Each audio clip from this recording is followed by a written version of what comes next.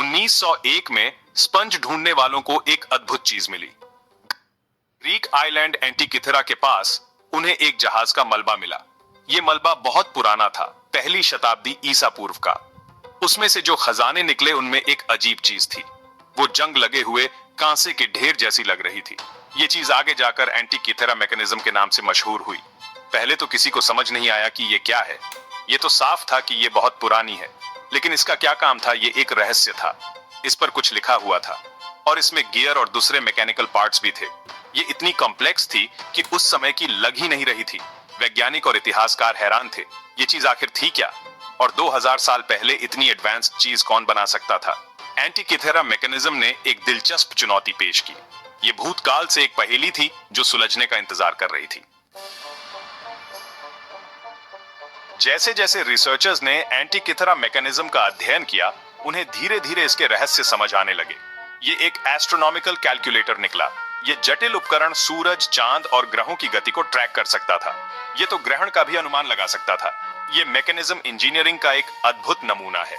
इसमें 30 से ज्यादा गियर्स का सिस्टम इस्तेमाल हुआ है। इन गियर्स को बहुत ही प्रिसाइसली काटा गया था और एक साथ फिट किया गया था। ये गियर्स डायल्स और पॉइंटर्स से जुड़े हुए थे।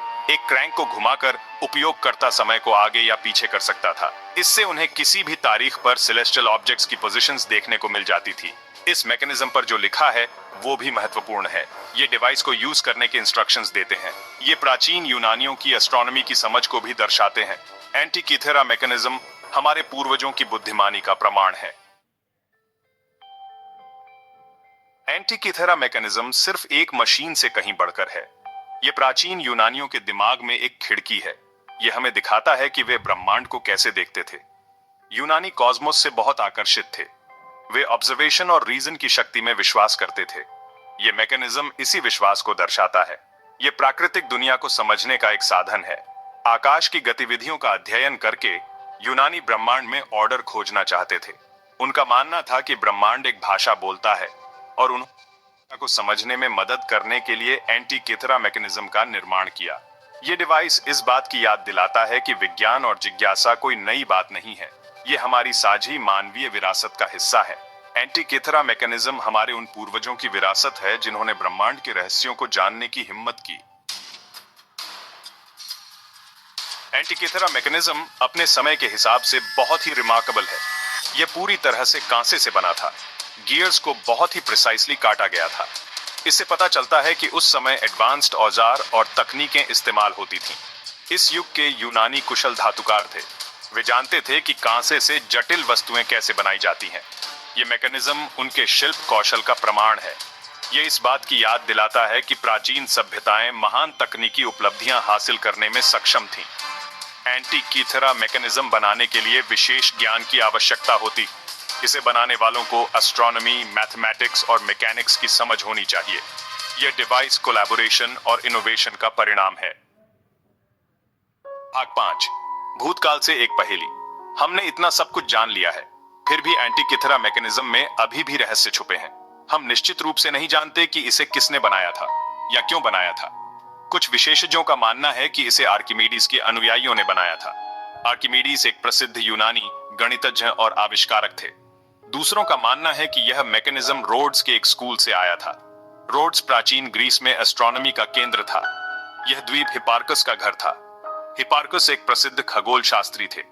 उन्होंने तारों और ग्रहों की हमारी समझ में महत्वपूर्ण योगदान दिया। इस मैकेनिज्म के सही उद्देश्य पर भी बहस होती है। क्या यह एक टीचिंग टूल था या एक नेविगेशनल इंस्ट्रूमेंट, या हो सकता है कि यह एक लक्जरी आइटम था जिसका मालिक कोई अमीर आदमी था। एंटिकिथेरा मैकेनिज्म आज भी हमें हैरान और इंट्रिग करता है। भाग 6, एक्सरे और रहस्य। एंटिकिथेरा मैकेनिज्म का अध्ययन करना एक नाजुक प्रक्रिया है। यह डिवाइस बहुत नाजुक है, यह अधूरा भी है। मूल मैकेनिज्म का लगभग 1/3 हिस्सा ही बचा है। इसके रहस्यों को जानने के लिए वैज्ञानिकों ने आधुनिक तकनीक का सहारा लिया है। एक्सरे इमेजिंग ने शोधकर्ताओं को मैकेनिज्म के अंदर देखने की अनुमति दी है। वे गियर्स और अन्य इंटरनल पार्ट्स का विस्तार से अध्ययन करने में सक्षम हुए हैं। एक्सरे ने छिपे हुए इंस्क्रिप्शंस को भी उजागर किया है। ये इंस्क्रिप्शंस मैकेनिज्म के काम और निर्माण के बारे में बहुमूल्य सुराग प्रदान करते हैं। कंप्यूटर मॉडलिंग भी बहुत महत्वपूर्ण रहा है। शोधकर्ताओं ने कंप्यूटर्स का उपयोग करके मैकेनिज्म के वर्चुअल रिकंस्ट्रक्शंस बनाए हैं। इससे उन्हें इसके काम करने के तरीके के बारे में अलग-अलग सिद्धांतों का परीक्षण करने में मदद मिली है।